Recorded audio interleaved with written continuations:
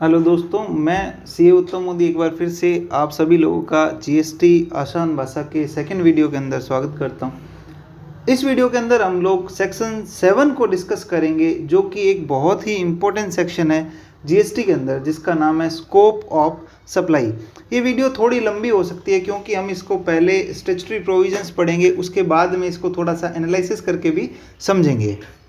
तो चलिए बिना टाइम वेस्ट किए स्टार्ट करते हैं हमारा ये वीडियो।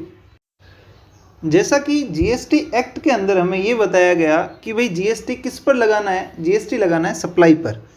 अभी सप्लाई का मतलब क्या है, स्कोप ऑफ सप्लाई क्या है, यही इस सेक्शन के अंदर लिखा हुआ है। तो स्टैट्यूटरी प्रोविजंस की रीडिंग करते हैं। इसके according, for the purpose of the act the expression supply include, supply के अंदर क्या क्या इंक्लूड है। A, all form of supply of goods और सर्विसेज, गुड्स और सर्विसेज दोनों को इंक्लूड किया गया, और बहुत सच एज सेल। अब गुड्स और सर्विसेज को आप किसी भी मोड में ट्रांसफ़र करो, जैसे सेल करो, ट्रांसफ़र करो, barter system, exchange, licence, rental, lease or dispose, made और एग्रीड टू बी मेड। या तो आप ये सब कर दो या फिर इन सब के लिए आप एग्री हो जाओ फॉर एन कंसिडरेशन, एक कंसिडरेशन के बदले। ध्यान रखना, कंसिडरेशन होना बहुत जरूरी है। By a person in the course of furtherance of the business, furtherance of business के लिए होना चाहिए, मतलब समाज सेवा के लिए ना हो, फर्दरेंस ऑफ बिजनेस के लिए होना चाहिए। बेसिकली अगर मैं कहूँ तो ये बिजनेस एक्टिविटी आप इसको कह सकते हो, फॉर कंसिडरेशन आप इसको कह सकते हो, और कुछ मोड दिए गए, sell, transfer, barter, exchange, licence, rental, lease or dispose. इनमें से किसी के थ्रू भी अगर आप सप्लाई करते हैं तो उसको जीएसटी के अंदर कंसिडर किया जाएगा। अब अगर इसके अंदर हम बात करें टर्म बिजनेस की, तो बिजनेस का मतलब क्या है, a wide range of activity, a wide range of activity being trade, commerce, manufacture, profession, vocation, adventures, wager और एनी सिमिलर एक्टिविटीज, या वेदर और not it is for a pecuniary benefits regardless of the volume, frequency, continuity और regularity of the activity। तो basically इन सब चीज़ों को include किया गया, trade, commerce, manufacturing, profession, vocation, adventure, wager और सिमिलर एक्टिविटीज़ को बिजनेस के अंदर बोला गया, चाहे वो पेक्यूनियरी बेनिफिट के लिए हो या ना हो। इस चीज़ से फ़र्क नहीं पड़ेगा कि उसका वॉल्यूम क्या था, फ्रीक्वेंसी क्या थी, कंटिन्यूटी क्या थी, उसे बोला गया बिजनेस। अब नेक्स्ट पॉइंट, बी पॉइंट कहता है import of service for a consideration whether और not in the course or furtherance of business. मतलब कि अगर आप किसी सर्विस को इंपोर्ट करते हैं फॉर ए कंसिडरेशन वेदर और not in course or furtherance of business, चाहे वो बिजनेस के लिए हो या ना हो, इसको इसमें कंसिडर किया गया, इसके पीछे लगाया गया and the activities specified in schedule 1 made और agreed to be made without a consideration. और वो एक्टिविटी जो कि शेड्यूल 1 के अंदर बोली गई है, वो एक्टिविटीज भी सप्लाई के अंदर काउंट की जाएगी, इन केस अगर वो विदाउट कंसिडरेशन है तो। चूँकि इसके अंदर क्या है, इंपोर्ट ऑफ सर्विसेज जो है वो टैक्सेबल होती है इन हैंड्स ऑफ इंपोर्टर, मतलब जिसने सर्विस को रिसीव किया उसके हैंड में जो है टैक्सेबिलिटी आएगी, चाहे वो बिजनेस के लिए हो या पर्सनल कंजम्पशन के लिए हो, इससे इसका कोई फ़र्क नहीं पड़ेगा। एंड वो सर्विस जो है वो लाइबल फॉर टैक्स हो जाती है। और इंपोर्ट ऑफ सर्विस को हमेशा जो है इंटर स्टेट सप्लाई के अंदर कंसिडर किया जाता है, ना कि इंटर स्टेट। इसको हमेशा इंटर स्टेट सप्लाई माना जाता है और रिवर्स चार्ज के बेसिस पर इस पर टैक्स पेमेंट होती है। अब इसके अंदर आगे एक्सप्लेनेशन के अंदर अगर मैं जाऊं तो आगे ये लिखा गया, this would not be subject to the threshold limit for registration. मतलब कि किस पर्सन को रजिस्ट्रेशन लेना है ये हम लोग आगे सेक्शन के अंदर पढ़ेंगे। तो ये कहता है कि ये अगर कोई पर्सन इंपोर्ट करता है तो उसकी थ्रेशोल्ड लिमिट के अंदर भी नहीं आएगा और वो लाइबल हो जाएगा रजिस्ट्रेशन लेने के लिए, और क्योंकि उसको रिवर्स चार्ज के अंदर पेमेंट करना है। तो बेसिकली इंपोर्टर को कंपल्सरी रजिस्ट्रेशन ऑब्टेन करना पड़ जाएगा। However the GST law has ensured that person who are not engaged in any business activity will not be required to obtain registration and pay tax under reverse charge mechanism. मतलब कि अगर कोई person किसी service को import करता है but वो business activity के लिए नहीं है तो उसे रजिस्ट्रेशन लेने की ज़रूरत नहीं है. अगर इनकेस वो रजिस्ट्रेशन नहीं ले रहा है तो उसे वहाँ पर पेमेंट रिवर्स चार्ज के अंदर नहीं करना है. And in turn required the supplier of service located outside India, अगर इनके supplier of service outside India है to obtain registration for the OIDR online information and database access and retrieval services only. अब हम बात करते हैं हमारे next point की जो हमने ऊपर पढ़ा कि विदाउट कंसिडरेशन शेड्यूल 1 के अंदर कुछ सप्लाई दी गई है, कुछ चीज़ें लिस्ट की गई है कि अगर वो विदाउट कंसिडरेशन भी है तो उसे हम लोग सप्लाई की डेफिनेशन के अंदर कवर कर लेंगे. ट्रांजैक्शंस को बेसिकली सप्लाई के अंदर कंसिडर कर लिया जाएगा. ऑल्दो हम सब लोग जानते हैं कि कंसिडरेशन जो है वो एक बेसिक पार्ट है एक वैलिड कॉन्ट्रैक्ट का. तो इसीलिए ऊपर यहाँ पर जब हम 71A पढ़ रहे थे तो 71A के अंदर कंसिडरेशन की बात की गई थी कि भाई कंसिडरेशन होना ज़रूरी है. बट 71C कहता है कुछ ऐसी एक्टिविटीज़ है जो हम स्पेसिफाई कर रहे हैं, जो हम शेड्यूल 1 में लिख रहे हैं, वो विदाउट कंसिडरेशन भी स्कोप ऑफ सप्लाई के अंदर कंसिडर की जाएगी. अब हम शेड्यूल 1 की बात करेंगे. शेड्यूल 1 कहता है activities to be treated as supply even if made without consideration.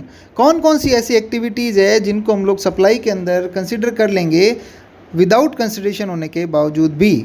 उसका पॉइंट 1 कहता है permanent transfer or dispose of business asset where input tax credit has been availed on such asset. अगर आप अपने बिजनेस का या किसी एसेट का परमानेंट ट्रांसफ़र कर देते हैं जिस पर आपने इनपुट टैक्स क्रेडिट जो था वो अवेल कर लिया है, ऐसे ट्रांसफ़र के केस में हम लोग इसको एज ए सप्लाई कंसिडर कर लेंगे. क्योंकि भैया इनपुट तो आपने ले लिया था, इनपुट का बेनिफिट आप ले चुके हैं और अब आप अगर आउटपुट टैक्स लाइबिलिटी से बचने के लिए भी उसे जीरो रेट पर विदाउट कंसिडरेशन उसे ट्रांसफ़र कर रहे हैं तो भी हम लोग आपको ऐसे बेनिफिट इनपुट का नहीं लेने देंगे क्योंकि आप इस पर आउटपुट तो कुछ दे नहीं रहे. तो हम इस ट्रांसफ़र को बेसिकली, इस डिस्पोज ऑफ को बेसिकली सप्लाई की डेफिनेशन के अंदर कवर कर लेंगे. गवर्नमेंट का सीधा सीधा फंडा है भैया, अगर आपने इनपुट लिया है तो हमें भी आउटपुट चाहिए, सीधी सी बात है. अब आप आउटपुट से बचने के लिए अगर आप बिना कंसिडरेशन के ट्रांसफ़र कर रहे हैं, डिस्पोज कर रहे हैं, तो हम लोग उसको वैलिड नहीं मानेंगे. और अगर आपने इनपुट अवेल किया है तो हमें भी भैया पैसा चाहिए, तो आप आउटपुट उस पर पे करेंगे, चाहे वो विदाउट कंसिडरेशन या आपने ट्रांसफ़र क्यों ना किया हो. सेकंड पॉइंट कहता है supply of goods or service or both between related party और between distinct person as specified in section 25. Section 25 के अंदर डीम्ड डिस्टिंक्ट पर्सन की डेफिनेशन दी हुई है, वो हम लोग बाद में पढ़ेंगे. When made in the course or furtherance of business. अगर इन केस आप रिलेटेड पर्सन को कोई भी चीज़ ट्रांसफ़र करते हैं या डिस्ट्रिक्ट पर्सन को अगर आप कोई ट्रांसफ़र करते हैं गुड्स या सर्विसेज का विदाउट कंसिडरेशन भी, तो भी हम मानेंगे कि ये आपका सप्लाई की डेफिनेशन के अंदर कवर किया गया है. इस पॉइंट के अंदर ध्यान देने वाली बात यह है कि gift not exceeding 50,000 rupees in value in a financial year by an employer to employee shall not be treated as supply. अगर कोई एम्प्लॉयर अपने एम्प्लॉई को 50,000 तक के गिफ्ट देता है इन ए फाइनेंशियल ईयर, एक पूरे साल के अंदर, तो उसे सप्लाई नहीं माना जाएगा. जब हम इसका और ज़्यादा डीपली एनालिसिस करते हैं तो हम पाते हैं कि जो डिस्ट्रिक्ट पर्सन हैं वो बेसिकली एक ही एंटिटी से रिलेटेड पर्सन होते हैं, तो उसकी समटाइम्स अकाउंटिंग में के टाइम अटेंशन की ज़रूरत नहीं होती है. But while reading GST, while reading of this paragraph, हमें कुछ ऐसे स्पेसिफिक ट्रांजेक्शन्स हैं जिनको जीएसटी के अंदर स्पेशल रिक्वायरमेंट है कि भाई हम उनको अटेंशन से देखें, क्योंकि हमें उसको एज ए सप्लाई कंसिडर करना है, जिसके अंदर स्पेसिफिकली है स्टॉक ट्रांसफ़र बेसिकली. फिर उसके बाद ट्रांसफ़र ऑफ न्यू और used capital fix asset, bill to ship to transactions, centralize management function like board of directors वगैरह का अगर कुछ है, a transaction of sale of goods from one registered and providing after sale support और warranty services. contract awarded by a customer to an entity at the corporate office from where the centralized billing to customer is made but exclusion of contract is carried out through various registration। मतलब अगर मान लीजिए कि अगर एक person के various registrations हैं तो हम लोग उसको तो बेसिकली इन ट्रांजेक्शन्स को अगर इन केस आप विदाउट कंसिडरेशन भी एग्जीक्यूट करते हैं जो कि अभी हमने पढ़े तो उस केस में हम लोग इसको सप्लाई के अंदर कंसीडर कर लेंगे और इसके ऊपर हम लोग जीएसटी की इम्प्लीकेशन को देखेंगे। इसका एकमात्र रीजन है क्योंकि ये शेड्यूल 1 में दिया हुआ है। नेक्स्ट पॉइंट हमारा है supply of goods by a principal to his agent. जब एक प्रिंसिपल अपने एजेंट को सप्लाई करता है where the agent undertake to supply such goods on behalf of the principal, और जब वो एजेंट अंडरटेक करता है सप्लाई को ऑन बिहाफ ऑफ प्रिंसिपल, और by an agent to his principal, agent देता है अपने प्रिंसिपल को where the agent undertake to receive such goods on behalf of principal. ये बहुत ही इंटरेस्टिंग और कॉम्प्लिकेटेड भी कह सकते हैं पॉइंट है, तो इसको हम लोग बड़ा डीपली समझेंगे।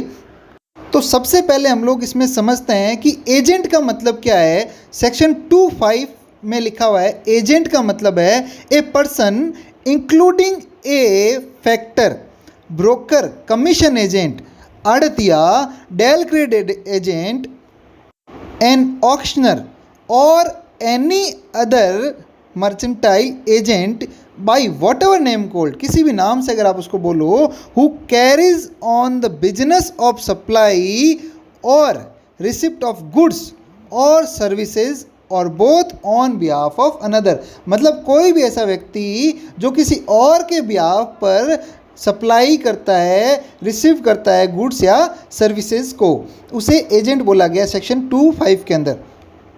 और सेक्शन 288 यानी सेक्शन 2 सबसेक्शन 88 के अंदर बोला गया प्रिंसिपल का मतलब क्या है। प्रिंसिपल एक पर्सन है ऑन हुज बिहाफ, जिसके बिहाफ पर एजेंट ये सारे काम बेसिकली करता है। अब इस पॉइंट को समझने के लिए देखिए, where an agent receive goods directly from the principal, जब एक एजेंट रिसीव करता है गुड्स सीधा का सीधा प्रिंसिपल से, और इफ़ द प्रिंसिपल्स वेंडर, अगर प्रिंसिपल का वेंडर डायरेक्टली डिस्पैच कर देता है गुड्स को एजेंट की लोकेशन पर, तो प्रिंसिपल को ये मूवमेंट जो हुई है गुड्स की उसको आउटवर्ड मूवमेंट कंसिडर करना पड़ेगा, और इस ट्रांजेक्शन को बेसिकली सप्लाई के अंदर कंसिडर कर लिया गया। भाई इन समराइज अगर मैं बोलूँ तो अगर प्रिंसिपल डायरेक्टली या फिर प्रिंसिपल का वेंडर डायरेक्टली जो गुड्स है वो डिस्पैच करता है एजेंट की लोकेशन पर, तो उसको एक आउटवर्ड सप्लाई के अंदर कंसिडर किया जाएगा। अब यहाँ पर एक इम्पोर्टेंट क्वेश्चन अराइज होता है कि भाई अल्टीमेट रिसिपेंट के लिए ये ट्रांजेक्शन कैसे अपेयर होगा। तो इस प्रॉब्लम को बेसिकली सॉल्व करने के लिए 2 सर्कुलर जो है वो इशू किए गए हैं। सर्कुलर नंबर 57/31/2018 जिसका जो डेटेड है 4 सितंबर 2018, और जो हमें प्रिंसिपल और एजेंट के रिलेशनशिप के स्कोप के बारे में बताता है। जब हम एजेंट प्रिंसिपल रिलेशनशिप जीएसटी के अंदर पढ़ते हैं तो हमें ये चीज़ भी देखनी पड़ती है कि एजेंट ने फर्दरेंस ऑफ बिजनेस के लिए जो इनवॉइस रेज किया वो प्रिंसिपल के बिहाफ पे किया है या नहीं किया है। तो where the invoice for further supply is being issued by the agent in his name, then any provision of goods from the principal to the agent would fall within the fold of the said paragraph। यानी कि अगर in case agent जो है वो अपने नाम पर bill issue कर देता है तो वो इस शेड्यूल के अंदर कवर हो जाएगा। However, it may be noted that in case where the invoice is issued by the agent to the customer in the name of principal, such agent shall not fall within the ambit of schedule 1। अगर in case वो principal के नाम पर ही invoice raise कर रहा है तो एक तरह से ये एक सर्विस हो गई जहाँ पर वो एजेंट जो है प्रिंसिपल के ब्याह पर गुड्स अपने पास रख रहा है, बस इतनी सी सर्विस वो दे रहा है या बेच रहा है। अब इनवॉइस जो है वो प्रिंसिपल के नाम का ही पड़ रहा है, ठीक है, तो उस केस में वो शेड्यूल 1 के अंदर काउंट या कवर नहीं किया जाएगा। और इसको और डीपली समझने के लिए एक सर्कुलर 73/47/2018 5 नवंबर 2018 को इशू किया गया, जो डेल क्रेड एजेंट के बारे में बताता है हमें। तो उस सर्कुलर को आप लोग पढ़ के डेल क्रेड एजेंट का क्या रिलेशन होता है वो समझ सकते हैं। नेक्स्ट शेड्यूल 1 के अंदर 4th पॉइंट है import of service by a person from a related person और from any of his other establishment outside India in the course of furtherance of business. मतलब अगर कोई व्यक्ति बाहर से, इंडिया के बाहर से इन the course or furtherance of business goods या सर्विसेज, यहाँ पर सर्विसेज वर्ड है, इम्पोर्ट ऑफ सर्विसेज, वो सर्विसेज अगर लेता है रिलेटेड पर्सन से ले या फिर any another establishment in outside India से ले, उसको हम लोग शेड्यूल 1 के अकॉर्डिंग, अगर वो विदाउट कंसिडरेशन भी है, यानी बेसिकली इंपोर्ट ऑफ सर्विस हो गया, विदाउट कंसिडरेशन भी है और फर्दरेंस ऑफ बिजनेस के लिए है, तो उसे हम लोग सप्लाई की डेफिनेशन के अंदर कवर कर लेंगे। तो अभी तक हमने सेक्शन 7(1) ए, बी और सी को समझा। 7(1) डी जो है वो पहले हुआ करता था, अब 7(1) डी को हटा दिया गया है और नया क्लॉज डाला गया 7(1) ए, जो लिखता है वेयर सर्टेन एक्टिविटीज़ और transaction constitute a supply in accordance with the provision of subsection 1, ये जो कि हमने अभी ऊपर पढ़ा, they shall be treated either a supply of goods और supply of services as referred in the schedule 2। अब ये शेड्यूल 2 बेसिकली ये बताने के लिए कि वो सप्लाई ऑफ गुड्स था या सप्लाई ऑफ सर्विस था, इसको इंट्रोड्यूस किया गया। यहाँ पर शेड्यूल 2 के अंदर हम लोग सिर्फ और सिर्फ ये समझेंगे कि भाई कौन सा ट्रांजैक्शन सप्लाई है और कौन सा ट्रांजैक्शन गुड्स है। कुछ ट्रांजैक्शंस में हम लोग यहाँ पर डिस्कस करेंगे, कुछ हो सकता है हम लोग स्किप भी कर दें क्योंकि जनरल प्रोविज़न है। तो ट्रांसफ़र ऑफ, जहाँ पर टाइटल ऑफ गुड्स ट्रांसफ़र हो, ठीक है, सीधी सी बात है वो सप्लाई ऑफ गुड्स है। और जहाँ पर कोई राइट ट्रांसफ़र हो रहे हो बट टाइटल ट्रांसफ़र ना भी हो रहा हो, ठीक है, गुड्स के केस में जहाँ पे कोई राइट ट्रांसफ़र हो रहा हो बट टाइटल ट्रांसफ़र ना हो रहा हो, उसको हम लोग सप्लाई की तरह सर्विस कंसिडर करेंगे। इन केस अगर कोई एग्रीमेंट है फ्यूचर डेट का जो किसी प्रॉपर्टी से रिलेटेड है कि भाई फ्यूचर डेट में हम लोग उसको ट्रांसफ़र कर देंगे, तो उसको गुड्स की तरह ट्रीट किया जाएगा।